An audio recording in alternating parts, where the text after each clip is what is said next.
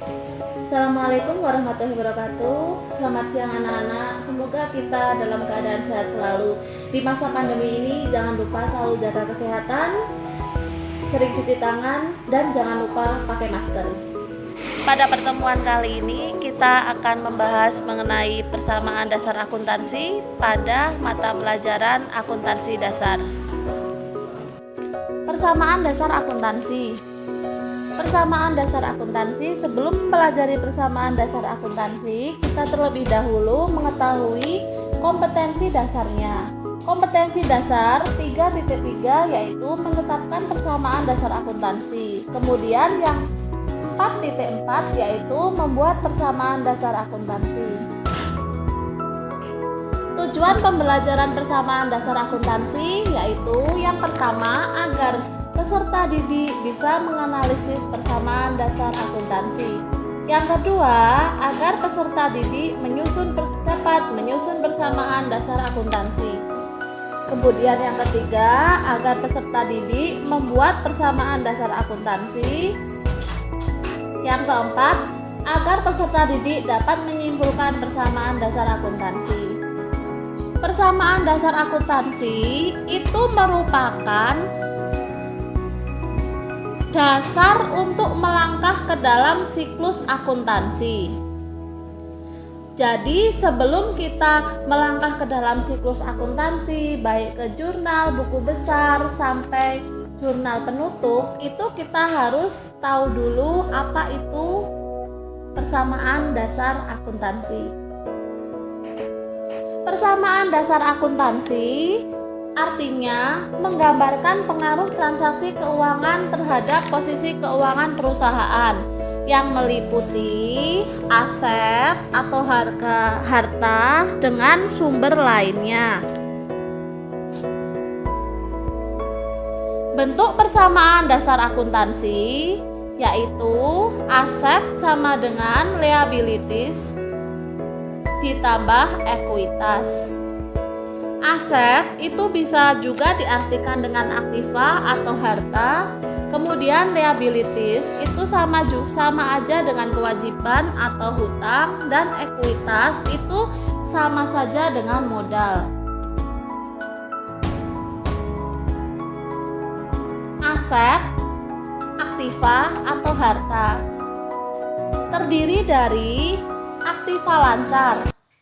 Aktiva lancar itu contohnya kas, surat berharga, piutang dagang, piutang wesel, persediaan barang dagangan, beban yang dibayar di muka, dan masih banyak yang lainnya. Kemudian ada investasi jangka panjang, ada aktiva tetap. Aktiva tetap itu contohnya gedung, tanah, peralatan, alat angkut, mesin.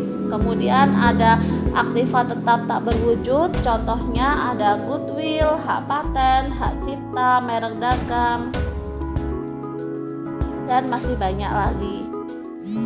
Kemudian berikutnya ada kewajiban atau utang. Kewajiban atau utang itu dikelompokkan menjadi utang lancar, utang jangka panjang, dan kewajiban lainnya. Utang lancar itu contohnya utang dagang. Berarti utang lancar itu pengertiannya utang yang harus dilunasi dalam waktu tidak lebih dari 1 tahun. Contohnya utang dagang, utang pendapatan. Kemudian untuk utang jangka panjang itu utang yang pelunasannya lebih dari 1 tahun. Contohnya utang hipotek, utang obligasi, kredit investasi. Kemudian berikutnya ada utang lain-lain, contohnya uang pinjaman yang diterima dari pelanggan, itu termasuk utang lain-lain. Nah, berikutnya ada modal. Modal yaitu kekayaan pemilik perusahaan yang menjadi hak bagi pemiliknya.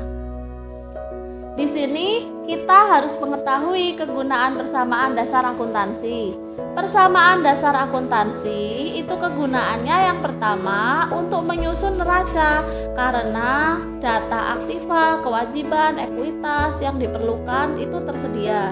Kemudian yang kedua untuk menyusun laporan laba rugi karena selisih perubahan antara pendapatan dan beban dinyatakan sebagai laba atau rugi yang mempengaruhi ekuitas.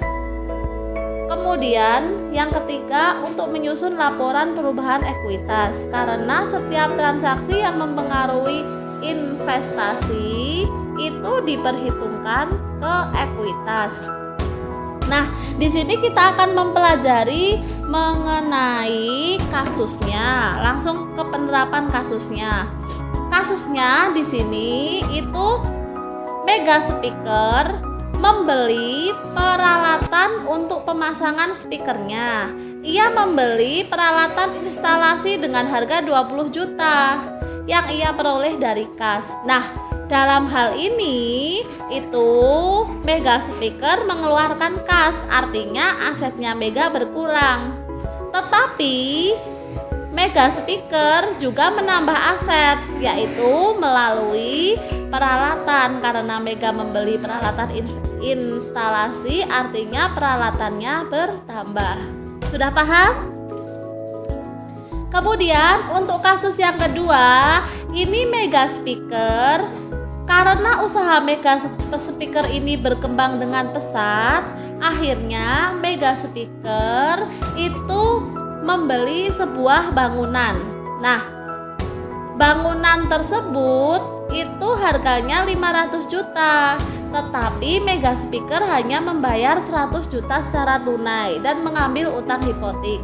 Kita dapat menganalisis, berarti bangunan